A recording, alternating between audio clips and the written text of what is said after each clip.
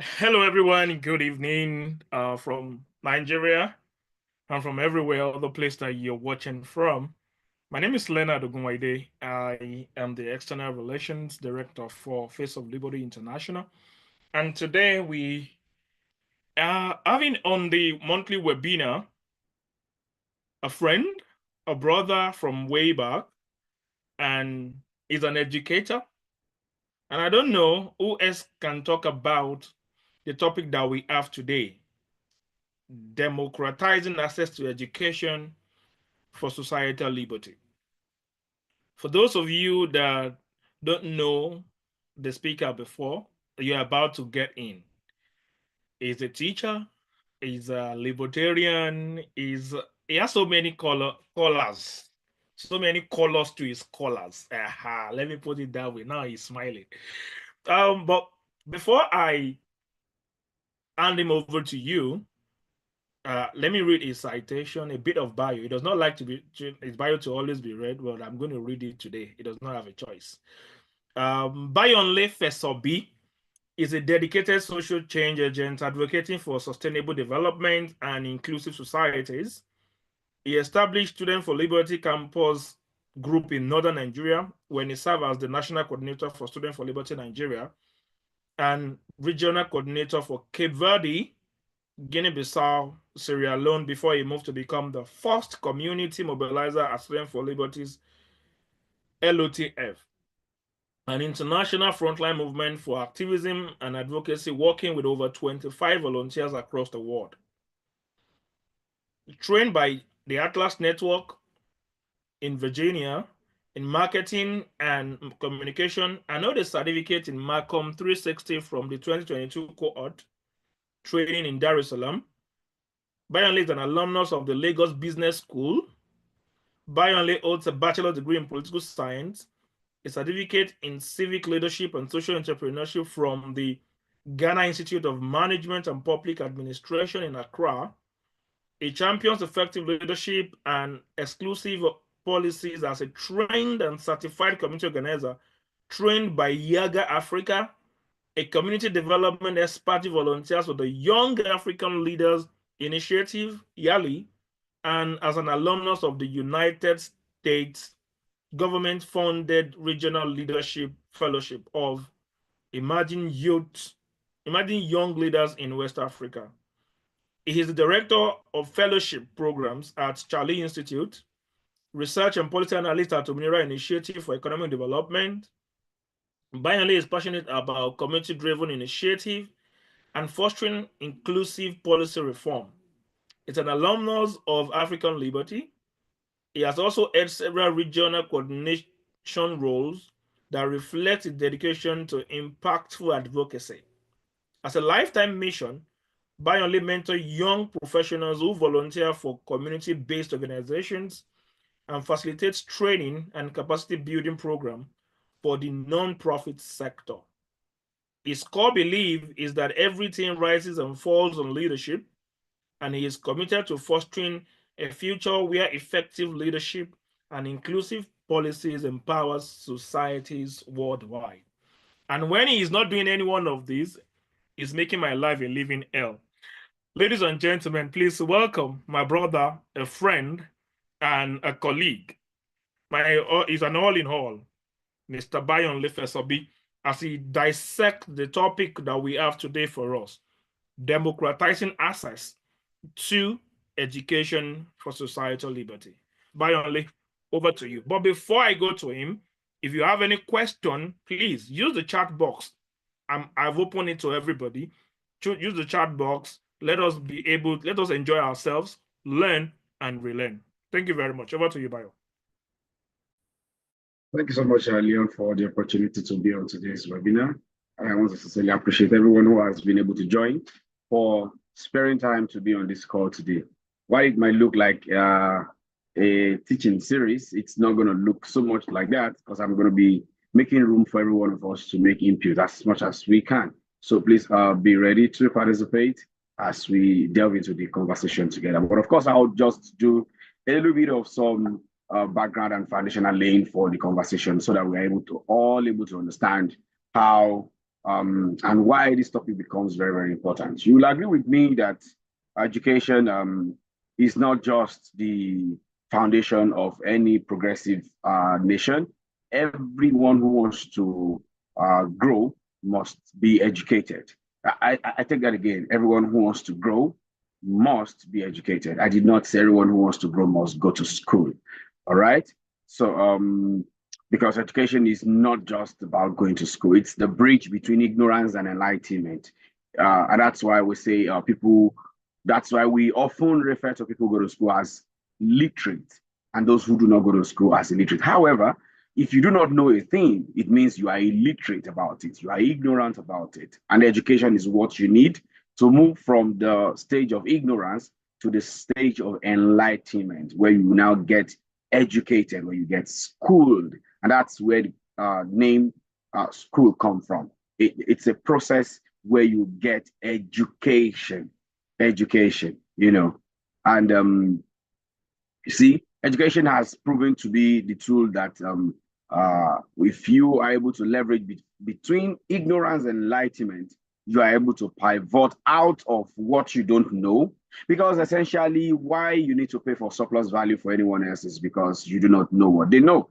The reason why you cannot represent yourself in a court of law is because you are not a lawyer. And the reason why a lawyer can represent you is because he has acquired that knowledge to help you navigate your case in a court. And that's why you are an illiterate when it comes to law, but your lawyer is also an illiterate when it comes to fixing his car. He's also illiterate when it comes to probably say deeper conversations about quantum physics, or aerodynamics. Your lawyer is also more likely going to be an illiterate when it comes to that. So you see education on a larger scale. The lens with which we want you to understand education today is how we put all of this into the idea of going to school, right? And then how schooling can help us to get educated. However, in many African countries, including Nigeria, where I am and where I come from, access to quality education is becoming a luxury. Even though it's a privilege more than a right, the consequences of not having enough or the adequate quality education that a nation needs is going to make it remain in poverty. Therefore, if a nation has many of its population with adequate education, it can navigate through into prosperity. Now, the conversation now becomes, how do we now make education democratized? How do we open up access for education to many people, as many people as possible?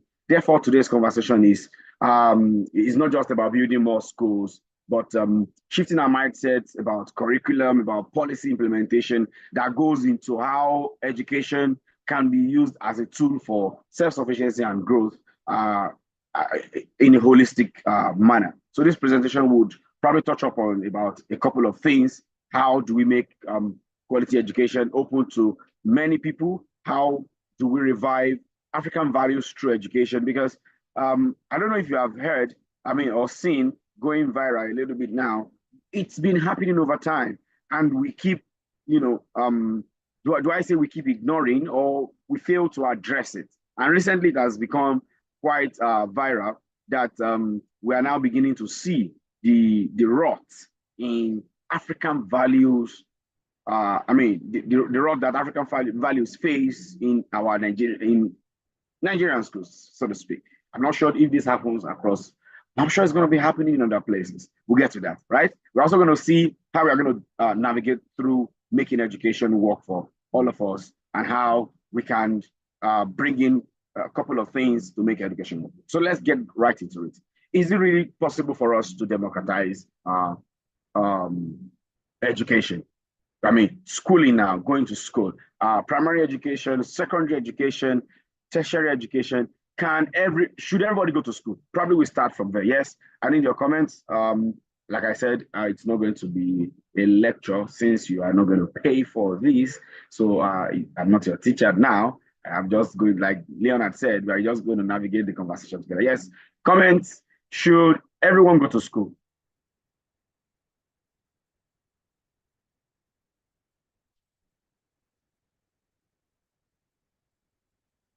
Dako, I can see you're having a nice time there. You might want to rather chip in a couple of thoughts on why or whether everyone should go to school or not. Okay, Leonard says he does not think everyone should go to school. All right, that's your opinion, Mr. Leonard. Thank you. You say everyone should. Oh, you don't think everyone should go to school. Okay, good. Okay.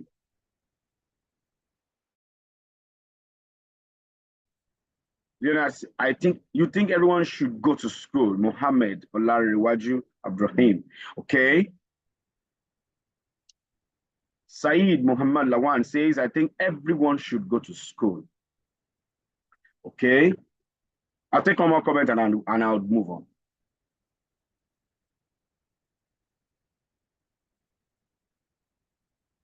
I'm waiting for one more comment. I like the way everybody is thinking, you know. Lila says, I don't think. Abraham says, I think. Saeed says, I think. Okay. Abraham says, because it will serve as a basic standard to access your standards. Okay. Musa Lukuman says, if we should democratize education, then it should be a free will. It is not a must. Somebody's being assertive now. Someone is moving away from the thinkers, the Leon and the likes. Somebody's not thinking now. Somebody's saying, aha, Adebayo Sharon says, not everyone. Good. Those are kind of responses I like. Not everyone. Yeah, Musa also says if we should democratize, it should be a free will. So you should be able to choose whether you want to go to school or not. Do you think you would have gone to school if you were to choose to go to school or not? Remember those years where you were forced, Mr. Musa, where you were forced, to go to school. Younger years where your innocent younger self would want to stay back home, or we don't want to go back to that terrible teacher back in school, and then you are forced to say, stay here. This is your class. This is what your destiny is meant for. And then you are meant to stay in school, stay with people who would beat you, who don't like you. Everyone should go to school. Yedikachi Lugwe says everyone should go to school. Esther says education is necessary in this present. So in the next generation, Esther, we might not be needing education. Good. In the previous generation, probably education was not even necessary. You are right. Not many of our forefathers went to school. You are right. Now somebody say according to now.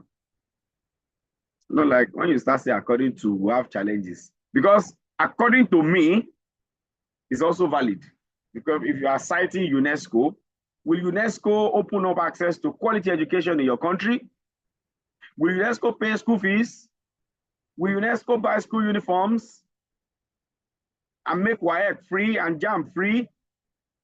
Or put the books in people's heads? So if UNESCO is saying education should be compulsory, on what basis should education be compulsory from primary 1 to GSS 3? Says who? UNESCO. Congratulations to UNESCO for helping to say that. According to them, that's what they feel is right. But according to me, I think not like the way them Leon are thinking. I want to affirm to you, okay, education is a tool. School use it, and we can use it everywhere in everything. Correct. Dako, you're right. Essentially, everyone should get access to education, but not everyone should go to school. That's my opinion. That's my opinion. Not everybody should go to school. You see, a child goes to school and he keeps failing. Probably has his brain developed to do something else. You may not agree with this, but other countries, I mean, you in a way, I mean, in Nigeria or probably in global South, we might not be able to quickly agree with this.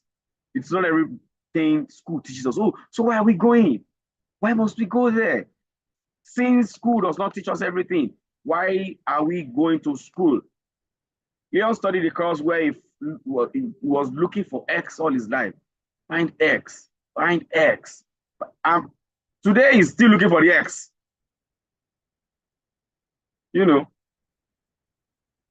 So since school does not teach us everything, shouldn't we be where we will be learning what we need for our lives? There are subjects we took in school. Okay, UBE fund is made available for schools from primary 1, but you think it should be. I like the way Yedikachi is thinking this evening. It's beautiful, and we would explore all of your options properly. But you see, democratizing education is a very big issue because it should be a privilege for everyone, not for the elite alone. It should be a fundamental right for all citizens, but it has to be willingly. Therefore, very, very in a very concise point, it's important that government must invest in free or highly subsidized education at all levels. That's the truth.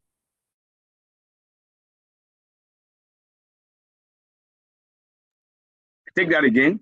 Government should invest in quality education and highly subsidized education at all levels. Why? Because quality education is expensive. That's the truth. Quality education is expensive. To get teachers committed and dedicated. The reason why, see, we need to look at the various aspects of our school system, not just educational, the school system, from the teachers to the curriculum, to the administration, to the taxation, to the levies, to the various challenges that surrounds the school system. You would realize that even you and I might not be willing to be teachers, but I am a teacher by passion, I'm naturally a teacher. I do not need any motivation to be a teacher. But you see, some people need motivation to be teachers. In fact, most teachers need to be motivated to stay teaching. That's why education becomes very, very expensive. What you need to learn, because if you're not paying expensive, if it's not costly, then it's not required. If it's not costly, then it's not going to help you. And that's why you see, to go to places like Rome Business School, Lagos Business School, they charge you a lot of money. Charterhouse charge you a lot of, they charge you your entire, in fact, for an average income earner in Nigeria, you don't want to think of those kind of schools because they just break your heart and you're like, what are they going to teach in this school? It's going to be different from A for Apple and all of that. Yes, it's going to be different. Definitely going to be different. They are not going to teach you A for aeroplane. No, forget that. And that's why education at all levels, at every level, they have their challenges, from the teacher's motivation to the infrastructure, to the curriculum building, to a lot of things need to be done. And government, most times, are in the better position to get this done. So that's why the first call is for government to make sure that there's a huge investment. Because in the long run, the education I get is not going to be used by, I cannot selfishly use all the education I get. It will rub off on the society. If I am educated, the way I would approach taxation, the way I would approach civic rights, the way I would approach good and friendly neighborliness, the way I would approach traffic rules, the way I'd approach my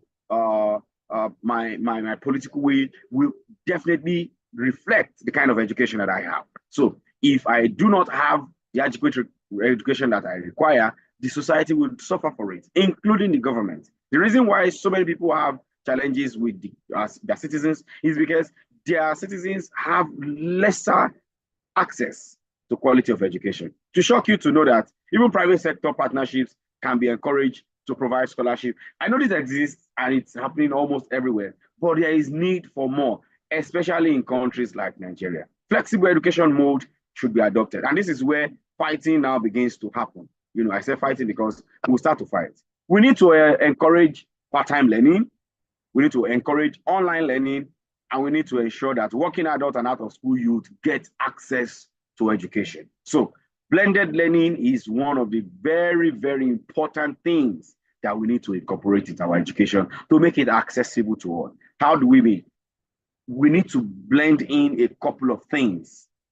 Blend in online learning, blend in, you see, when I design curriculum for schools, I tell, or for any educational outlet, for instance, right, training institute, and I design a curriculum for you. It must have videos, it must have audio, it must have visuals, not just classroom learning, not just a teacher coming to tell us his own opinion.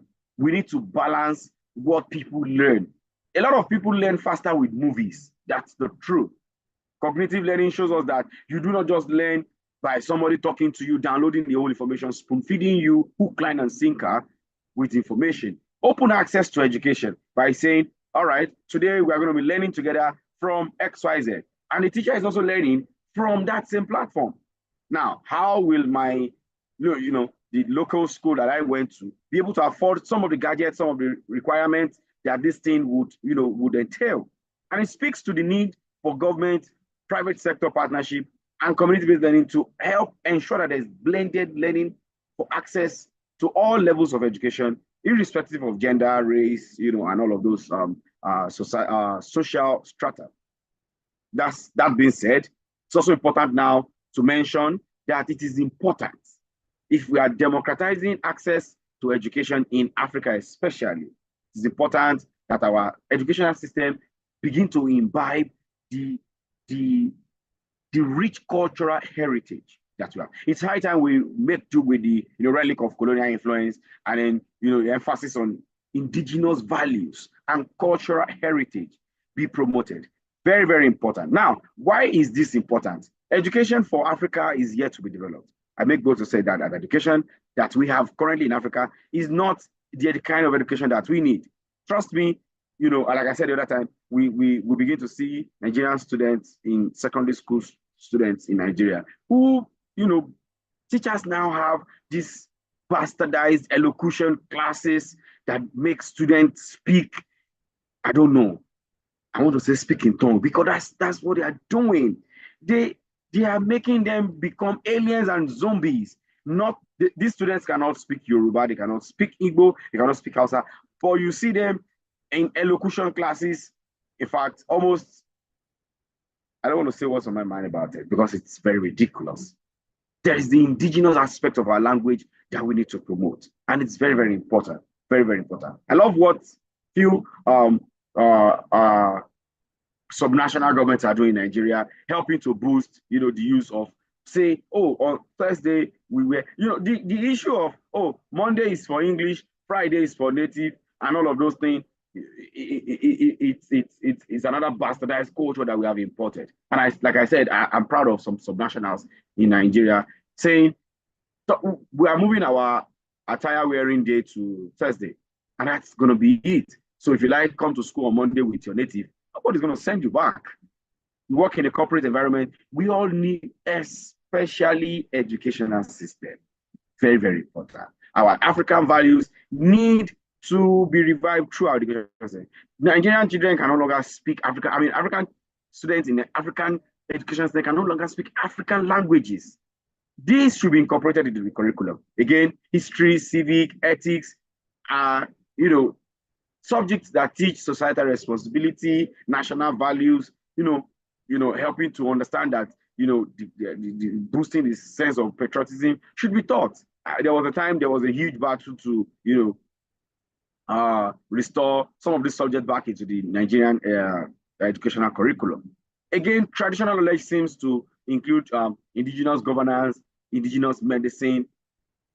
About a month ago, we were at a summit, and we asked participants to introduce themselves, and everybody's going, "Oh, my name is XYZ, I do this," and they leave this student and say, "Oh, my name is this and that, I am a herbalist." You are what? Herbalist. You need to see the way people run. You are a herbalist, and I'm like, why can't she be an herbalist? She can be herbalist. And who is an herbalist? Somebody who sells herbs. Basic. What are herbs? Leaves, roots, boiled, cooked, measured out to address certain challenges, health challenges. And when you take them, you are fine. Yoruba language, we call it agbo. People sell agbo and they make a living. I have not seen your malaria. If they cook agbo for you, agbo is herb in Yoruba. If they cook agbo for you, there are levels to these things. If they can ask you to start drinking the cold one, after some time, they ask you to boil it and drink it. If your case gets to boil it, put your head in a bowl and cover your head with a towel, that is the end of that malaria. That is like the height of your malaria, and that is the height. Once your case gets to boil it, put it in a bowl, put your head and cover your head with the bowl with a towel. Oh my God. I have not seen that level of malaria in Africa. Your malaria is gone. Your malaria, forget all of this what do you call this? I don't know.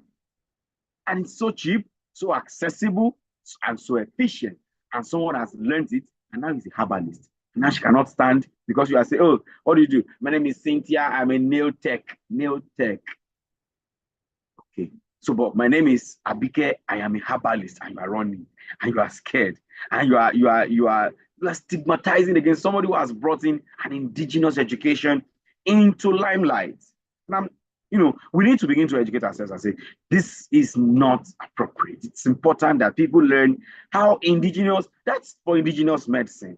That's traditional medicine. It has nothing to do with voodoo or juju or whatever it is. No, pick leaves of 1, 2, 3 types of things, cook it in your house. In fact, if you don't want to take their own, go find out the names of those leaves, pick them yourselves, and do what they have asked. Don't say anything if you are scared of divinity or incantation. You don't need to say anything. Agbo works, and that's the truth. And that's the level of education, that we need to, bring people's consciousness into. It's very, very important. Role of elders, in transmitting some of the oral language. So many people don't know so many things about their villages, about the history of how their village was named, the heroes in their villages. And this is what counts as education, not the fine X that you are doing in school. This is what counts as education. Oh, you've heard of, traveling is part of education. So when you travel, what happens? Did you go there to find how to find X? No, they teach you the stories. They tell you the stories of the people. They tell you the stories of their heroes, what is unique to them, what do they wear, how do they wear it, how do they dance, how do they cook, how do they eat. They learn their language, their culture, and you have just learned. You have just been educated. And that's why, that's how traveling is part of education, because you are able to learn new cultures and then you're able to appreciate it and say, wow, there's a way to mold eba and throw it up and catch it mid-air. What is the essence of that? Someone says, oh, they are beating out the calories. Someone says, oh, they are making it to go less, to blow out the heat. Whatever you think it is, that's the fun of eating eba with Igbos. But Nigeria, the Yoruba people, you mold your eba and you throw it up and you catch it mid-air. They will look at you and try and signal to themselves, let's watch out for this guy. But that's education. It simply shows if there's an Igbo person there, they would appreciate, wow, look at this Yoruba boy trying to do what, and that's the beauty of education. And that's what makes it beautiful. And you cannot learn these things in any secondary school. You cannot learn this in any book. It's not written anywhere. There was a time we were pushing for what we call street knowledge. And we are saying that, in Nigeria, I'm sure it happens in most African countries. There's what we call the street. The street has its own language. The street has its own dress code. There's the street knowledge. Nigerians, we have variations of it. There's what's called OT. If they tell you that you don't have the OT simply means orientation. Orientation. That's what OT means. But we won't say orientation. We say OT. And we are saying, can everybody have this OT? No. Why? Because not everybody needs it. Should everybody be on the street? The answer is yes. So you are in Mokola, Ibadan, or your state, Nigeria, and you are making phone call, and you put your phone towards the side of the door of the Mikra or the public transport. You are just losing your phone to whoever wants to help you to relocate it.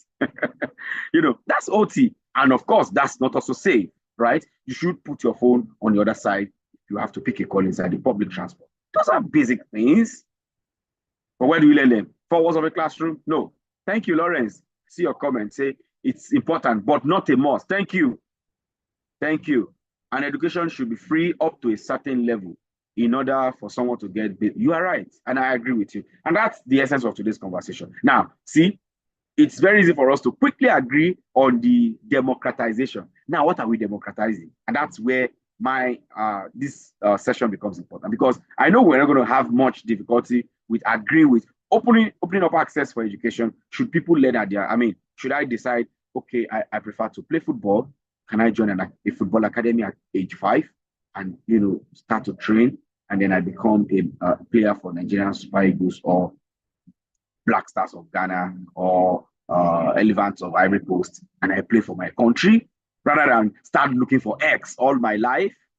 I keep saying looking for X because honestly, at a point, it becomes quite irrelevant to find X. It becomes quite irrelevant, except you substitute for X in another equation. You see, you are great mathematical, and that's the beginning of the problem again.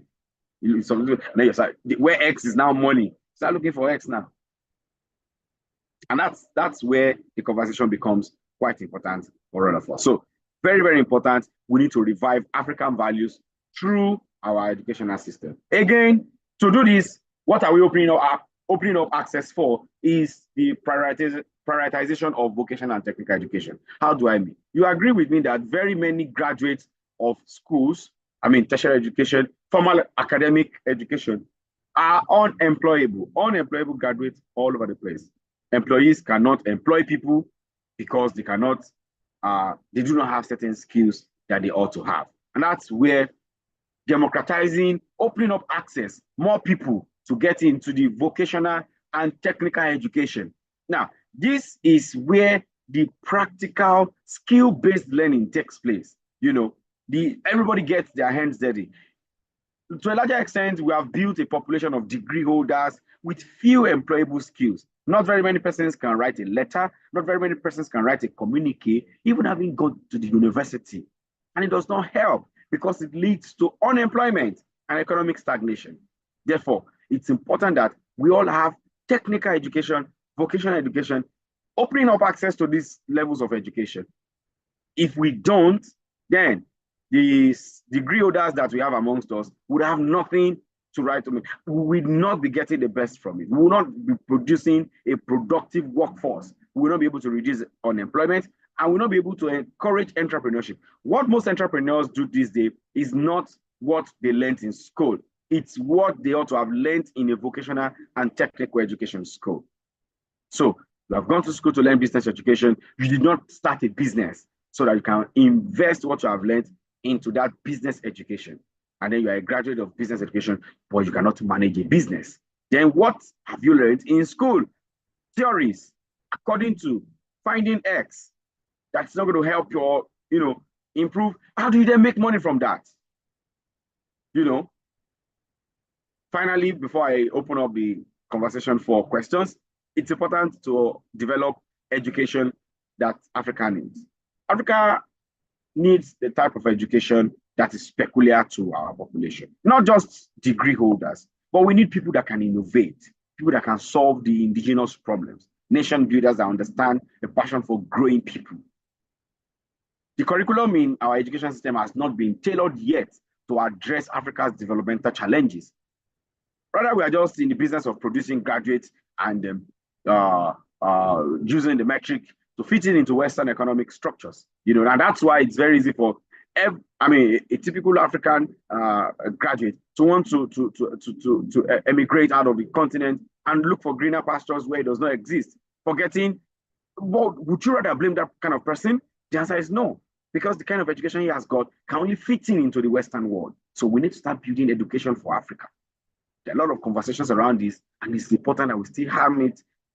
Drum home the message that we need to build education that is meant for Africans. Research, innovation that are indigenous to solving local challenges.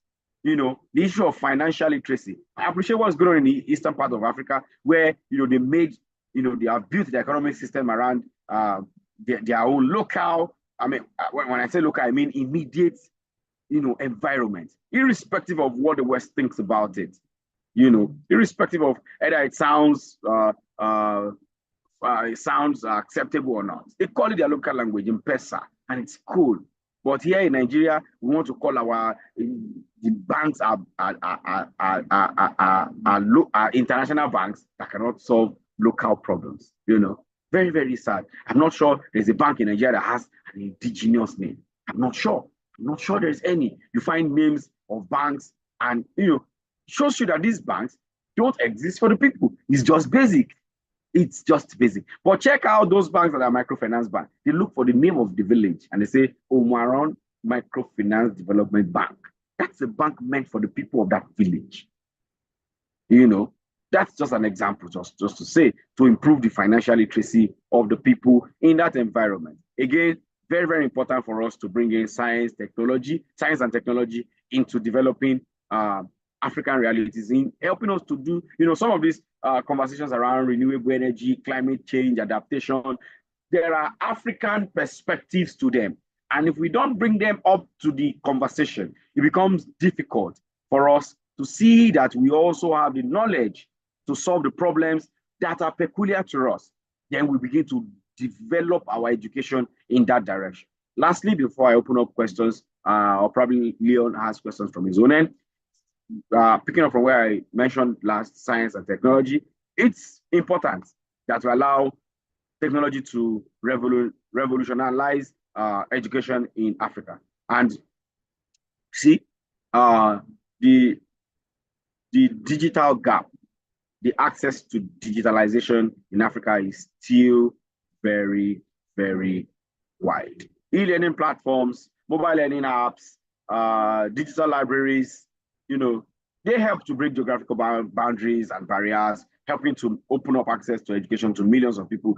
But are there infrastructure to help this grow in Africa yet? The answer is no. So we need to ensure that we invest, like I said earlier, blended learning models, combining online and offline education together, and ensuring that local content are created to prioritize the cultural relevance in the digital space. Thank you very much for listening. I'll give the floor now to your questions, specifically that you would need us to address so that we can proceed from there. And of course, Leon, throws this microphone back to you to see if we have questions from your end or we have any other comments. Those will be the few points I'll be sharing as a conversation for today. Thank you. Thank you very much, Mr. Bayonle. It's been an amazing time with you this evening, and I'm certain the audience also, because I can see the chat box lighting up as it's supposed to be. Yeah. So do we have any question for Mr. Bayonle? Please, if you have any question for him, let's drop it in the comment section right now.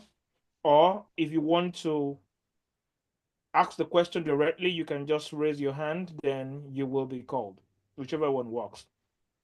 While we wait for that, yeah. So, Mr. Bayo, what do you say about the current curriculum that we have? Let me use Nigeria as a case study. To a larger extent, our curriculum is nonsense. Do you think democratizing education comes in alongside with changing or refurbishing our curriculum to suit the 21st century education? There's nothing wrong with the curriculum, Leon, to a larger extent. Yes, there's nothing wrong with the curriculum. So I've been able to get access to some of the original content. The challenge is with the delivery. So what do we do about that? Thank you. Just as the Constitution, so many people feel that the Constitution of Nigeria is faulty. It's not.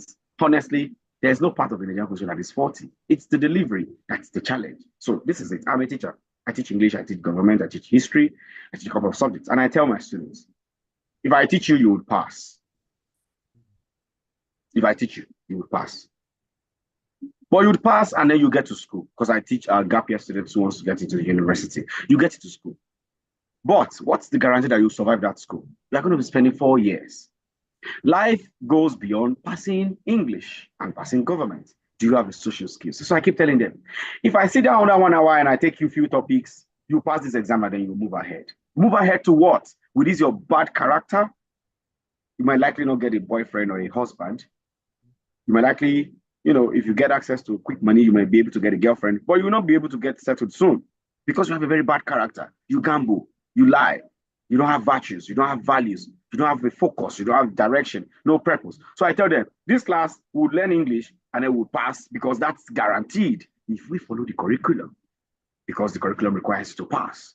But having passed English, what is the next thing for you? So delivery makes the difference. We all have teachers in school who, because of one other thing that they said made our lives different. Not necessarily because of what they taught us. The curriculum is still cool to a larger extent. However, systemic changes, inconsistent policies, we always battle with that. And that's why education right policy advocates are out there supporting moves that help to make sure that our system is balanced to like extent. Currently, Nigeria is trying to pivot again to uh, uh, another horrendous 12, whatever thing they're trying to do. And I'm asking myself, is that the next thing to do? That the answer is no. So we have that challenge. But it's not, the curriculum says, teach this, and this. Are we teaching it? Now, like I said, the job of every teacher is not just to make a student pass an exam, it's to make sure that that student's life is molded. Now, a teacher whose salary is being owed, will he or she be ready to mold a child's life? The answer is no. A hungry teacher cannot mold a life, cannot even mold his life. An unpaid staff. Okay, imagine in Nigerian private schools. I'm not sure, except for those who pay. See, it's now looking as if the more the students pay, the more the teachers get. The answer is no. The answer is no, Leon. No. Students pay over 200,000 and you are paying a teacher 100,000. You have 17 students in the class. So you are just using the payment of one child to pay for this. You are spending the 60. So can we get to a level of pay me half of the number of students in my class? Oh, and then you will see me motivated enough to mold their life because that's my job. To mold, because that's the job of teachers. Now, is it going to be teaching you English? The answer is no. But will you pass English? Yes. Will your life be better? The answer is yes, because it's better motivated. So 17 times 100,000, that the students pay, and then I get half of that as my salary per month or per whatever you want to share it, because that's what's due, honestly. There are 5 students in your class, the destiny of half of them is on your neck because they can all fail if I'm not well motivated. There was a very funny, bad example that we had sometimes ago. And then the students were reciting, I think, multiplication table. They were saying it wrongly. Rather than for the teacher to correct the student, he simply said, that is the way it's going to be until they change my salary. And I'm saying, oh my, these students are going to fail. This teacher is going to get paid still. Yeah. You see? So is the curriculum the problem? The curriculum is not the problem. Motivation, perceptive, payment, emolument, environment. We've had bullying in school, sex for grade. These things has to be addressed. And if we don't, we'll keep thinking that the curriculum is the problem. The curriculum is not the problem.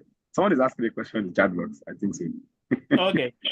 So Sharon Adebamo says, sir, from your perspective, what are the advantages of online learning? As a student of the University of Lagos, we have been attending online lecture for the first semester, and many students have been expressing complaints about issues such as lack of data and unresponsive lecturers. What are the positive benefits of online learning? Sharon, there are 1,001 benefits of online learning. I can affirm to you. There are 1,001 benefits. But because you are in Africa, I'm sorry. You are also in Nigeria. I'm still sorry. You cannot have data. You cannot blame MTN. You cannot blame Glo. You cannot blame Airtel. These guys have to make money. Fuel has increased. Rice has gone up. Won't they buy rice in their house? Don't they buy fuel? Sorry, Sharon. It's not your fault. It's not the fault of the lecturer too. Sorry for them. But you're in Africa. What are online? There are benefits of online. See the way we are online and learning. Imagine this was a geography class or a physics class, and you are laughing and you are enjoying the class. And then we say, okay, and I can share my screen and show you. Today we are learning about transfer heat energy. And I'm opening Google for you, and I'm opening a tool of my presentation, and you can see it, and we are learning, and we are gisting, and we are 2 hours. You will not know if the network was good, if you have the capacity to buy the data, and you have light. You need to know how much it takes for me to look like this on your screen. It's a lot. It's a lot. You are in Africa.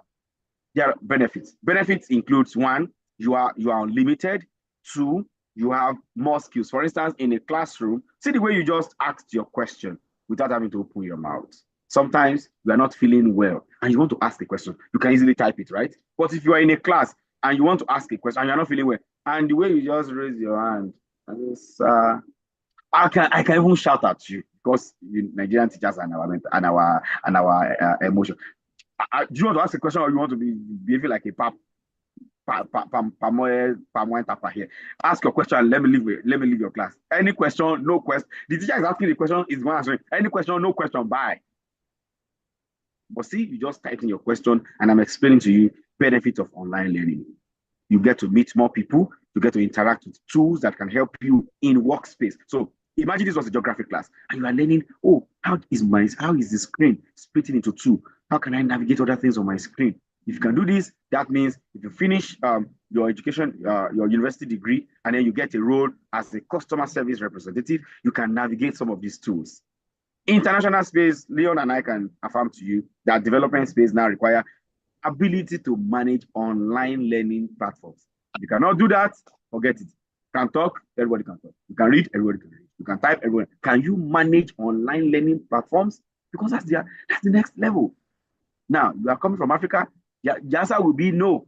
If you did not go, you are lucky. Sharon, I went to school in Nigeria and I did not get an opportunity to have online learning platforms like you are. So please make the best use of it. Try and look for data that will help you, stay in class.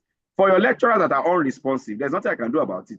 How do you expect someone who has been lecturing since 1986, since 1972, to be able to navigate as simple as you think Google Meet is? The man will put his screen and he shares his screen like this. Can you hear me? I hope you all can hear me. I cannot see you. You can't blame him. He wasn't born in the year where Zoom, was invented. You can't blame him. Who do you blame? You blame the system. You blame the HOD who assigned a 1972 professor to a course where he needs a 2005 graduate to help him. Yes. So where is the graduate assistant? Where are the PhD students? Where are the MSc students to help Professor XYZ, who got job in 1972 and cannot navigate? The professor is just supposed to sit down and deliver. These guys should help him navigate. So for your unresponsive lecturers, Leon, do you still want to blame the curriculum for an unresponsive lecturer? You cannot blame him. Is the curriculum at fault now? Is the government still at fault? This guy is collecting salary. I'm sure the learning platform is free for him as a lecturer. What else do you want government to do? They should still help him to adjust his head in the camera. You can't blame him. Now, who do I blame? I blame the system. And I blame you. So help him look for PhD student, MSc student, graduate assistant. So lecturer just comes in, sits down, takes his class and goes smoothly. Right? So unresponsive lecturers, you cannot blame. Some of them are forgotten. Some of these tools are wired, they are built from the Western spaces, and it comes. I was asking you, this our session, this DMT thing, what is the African interpretation? Is it 5 p.m. my time, or 5 p.m. your time, or 5 p.m. someone else's time, or 5 p.m. of the app time? Because the application also has its own timing. It has its own timing. And you can be shocked, you fix a meeting for timing, and the thing is, it's confusing. If you don't know these things, after some time, you get used to it. You get used to it, and you're able to say, oh, it's 6 p.m. in Canada, it's 4 p.m. in Nigeria. You're able to tell after some time. You can say, oh, it's 11 p.m. in India, it will be 1 a.m. in Nigeria. You can tell after some time. See, your brain can take that one, Sharon. But your lecturers, I'm not sure. Sorry, but I am not sure that your lecturers can do that. So for what we can do, we keep adapting. Since you are still in 100 level now, you will survive. You'll be fine. 100 level is a good way to start, right? And there are positive benefits of it. You get to learn how to get a hand of some of these tools. You get to meet more people. You get to get yourself composed. You see, turning on your camera in a meeting like this helps you to stay focused. You know that if you were wearing a suit and then you wear a suit and a jacket and there's boxers down, you'll be forced to remain seated, right? Until you turn off your video. So you'll be forced to be looking at the camera, and that's attention, that's focus, that's discipline. But in a classroom, you can be in a class and still be pressing phone in the class, and you're not listening, and you're distracted in the same class. But if the phone is the same device you are using to connect to the class, you are glued to the phone, doing nothing but that class. And that's, it helps you to learn discipline, focus, access to other tools, learning some of the platforms, how to navigate through and then you can get better. And these are the skills that you will need, 21st century skills that you will need in the global labor market. Thank you. All right. Thank you very much, Mr. Bayonli. I have a question from Tijani NJA. It says, do you think university institution needs to prioritize indigenous entrepreneurship in practical form to ensure we bring back our historical occupation that portray what Africa stands for? Do I think? I agree. Yes, universities and institutions in Nigeria, in Africa, need to prioritize indigenous entrepreneurship. And what do we mean by indigenous entrepreneurship? So, in November last year, we were taking a conversation, and I was telling people about a system called apprenticeship in Nigeria. And people, I mean, when I say people, a large crowd of students, they seemed, it looked as if I fell from heaven, or I'm making up the stories, that there is a system called apprenticeship, and that a man will go and learn how to sell tire for 15 years. 15 years under a man. He will sleep in the shop, he will cook in the shop, he will wake up in the shop. The shop, of course, since that's his house, we open early. Since that's his house, we close late. That means the shop is open 24/7. Does not have holiday, does not have break. We go and wash plates, go and wash clothes. We call it servitude. Guess what? After 15 years, that servitude will earn him his own establishment and is made for life. You have gone to school, 6 years in primary, 4 years in secondary. You are coming back with paper. You cannot manage anything. This guy has learned customer relations. He has learned customer service. He has learned raw material sourcing. He has learned documentation. He has learned how to manage debt, because someday somebody has bought a product and made fake alert. He has learned how to identify fake alert. You cannot identify fake alert. What did you study? MSc. You cannot identify fake money. These guys can identify fake naira notes. By mere touching it, they will say organa fake. They just know. You don't need to tell them. They can. These guys eat tire, they bite it. They say, "Organ, this tire that 15 years. This tire don't old. This tire don't expire." I say, "Organ, you will chop tire." Say that's what. That is the indigenous entrepreneurship, and it is just peculiar to one group of people, the Igbos. That is their own business entrepreneurship, apprenticeship, and they are. Because if we start a conversation again here now, I'm not sure very many Nigerians would be willing to, and that is a best process for people to learn, because a tamed man is the man that can tame anything. A tamed man is the man that can. So either the business is growing or failing, the guy is in shop. The family is eating, he's managing, he's surviving, because he has managed someone else's businesses that way. Yeah. Then the Oga too, everybody is learning. He say, this guy that is working for me, we go one day, do I have enough money to set? I'm telling you, they will set you up. I mean, set you up, not getting Nigeria set up. They will set up your business for you. Let's put it in the proper perspective. Set up your business, get in a shop and equip it, and then say, they do the freedom thing. I say, you are free. Now you can go. You are no longer boy. You are now Oga. You say, Oga Emeka, Oga Namdi. He has served 17 years learning how to sell okrika. This guy can tell by the size of a bale of jeans that the jeans has 58 pieces by the size. By mere looking at your shop, he can tell. He say, I don't get time. When he say, I don't get time, he did another shop. He knows where he's going. You will turn the market. I don't want to say you have a book. You almost fall out of exhaustion because you don't know where you are going. But this man, he knows the next person who has that gadget if he does not. And he will tell you it's my second shop. And that's the truth. That's the second shop. Now, that is an indigenous, entrepreneurship in practical form. Just one of it. Just one of it. How about, okay, you think hawking is bad? You think hawking, putting something on your head and hawking it is bad? Okay, come to TikTok. Come, let me show you people that they now hawk. Leo, don't laugh. People now, they, you, when we're small, you see people that walk before they go to school, you think they're suffering. Yeah, come now, come and see big girls in Lekki, hawking. There's a guy, you know Nas Boy. You know Nas Boy. You all know Nas Boy now. I call him out on this corner because he's hawking. If he wants to produce this marker, the way Nas Boy will market this and put it on his head like gala, he will run away. Now tell me how that gala will not sell. So you think hawking is a oh my god, something that you're supposed to revolutionize and write thesis about and see how we can digitalize hawking. It's a traditional form of advertisement. Have you heard them singing? Oh god, these people are better than your church choirs. People that hawk. I don't want to because I know more of the Yoruba people. You know, when I was growing up, I used to question this like, what's your problem? Tell me to buy ogi. Why are you telling me eroge? Now, eroge koko means buy pap and drink. No, buy, because echo and pap now.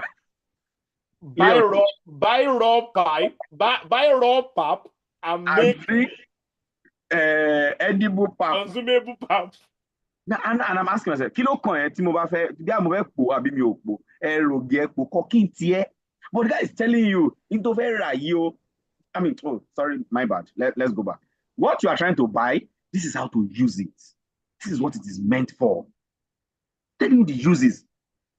If you hear them sing, they will tell you the advantages, disadvantages. There was a guy who picked it up and he got made up for life. The way he was analyzed, they call him H2O, brother H2O, or what is it? He got for himself a very good deal with Aquafina or something. He was analyzing the uses of water that they were teaching you in school, basic science. You were not listening. So it's good for your body, it helps to dehydrate, helps to finger. How much are they paying you? Say, no, he's just doing this business.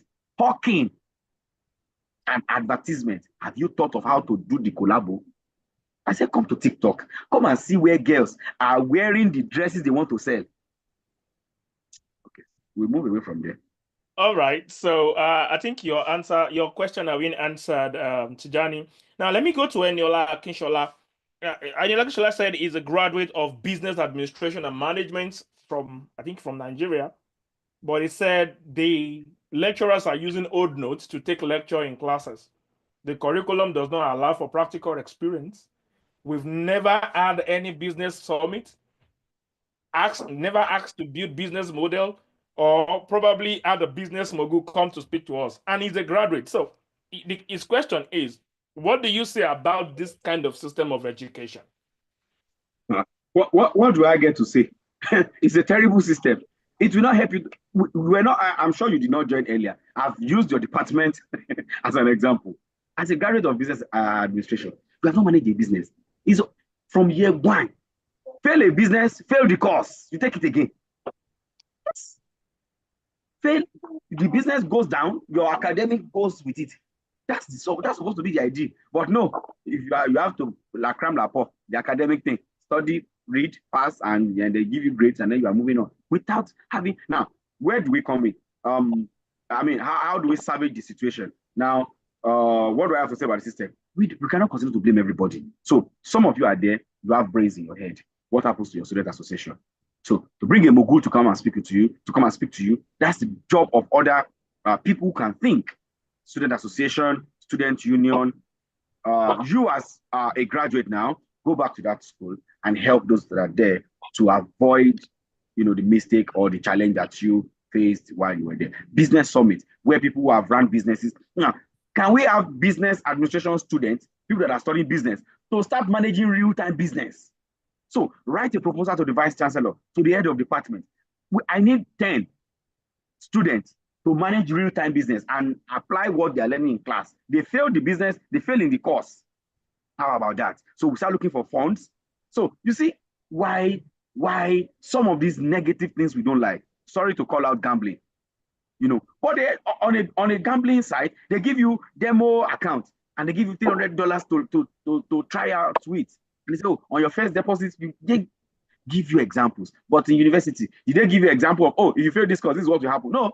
They don't. And that's why we don't get it right. And then you see people, they gamble for a long period of time and they get it right. Trust me, they do, because they learned through the process. But are we learning through the process? The process is not even there to learn with in the first place. So you are aware now. Like I keep saying, it's not enough to scream about the challenges. What are you doing? What am I doing about it? I'm telling you, that's my job. That you should go and fix it. How? Speak to the student union. If you need more help, reach out to Mr. Leonard. He runs a foundation, Grace and Leonard Foundation, where they do a kind of jam sponsorship for a couple of persons, which is beautiful. Things like that are what, because while we're growing up, if you fail jam once, your life you have jam it too. That's in fact that because they have to contribute the money for you, and if you fail, you have failed your destiny, you have failed your generation, and that's the end. You go and start something bad that you don't like. So all right, Mr. Bayerle, I need to stop you there. We've Thank you. exhausted our time, but Great. this is one thing I want to tell everybody. We are hoping that Mr. Bayon, we know we have so much hard questions to ask about this, and we're hoping that Mr. Bayonle will give us his time later on. This was going to be a recorded session where we're going to be dissecting hard questions that needs to be asked about this topic. I know we cannot cover everything in just 1 hour, so we're going to create a video subjected to Mr. Bayonle's acceptance, hard questions that need to be answered about this current topic that we are dealing with. And hopefully you get to watch it and get, maybe your questions are going to be there. And if you have more other questions that you need to ask, please don't hesitate to send it over to me or send it over via the in the emails. We're going to drop the emails in the chat box. Ahmed, Esther, please drop the email into the chat box where they can send the questions to while we discuss other details with Mr. Bayonle behind the scene. So thank you very much, everyone, for joining us today. It's been an amazing time spending with you. And to Mr. Bayonle, our very good educationist, thank you for always answering our call whenever we call upon you to come and share your wealth of experience and expertise with our people. Africa needs to be great. Africa needs to get to where Africa needs to get to. Not want to get to, needs to get to. Going out of the country into the Western world, you see what is obtainable here. We need to replicate that in Africa. And like Margaret Wade said in the conference that we attended recently, the West need to leave us alone. Let us make our mistakes and let us get to where we need to get to. But how do we get there when we don't even understand ourselves? So we need to demystify all the myths and accept the realities. And we go from there. So until next month, that we're going to come back again with another topic. Say thank you. And from the headquarters of Face of Liberty International, this is Safalai Broadcasting.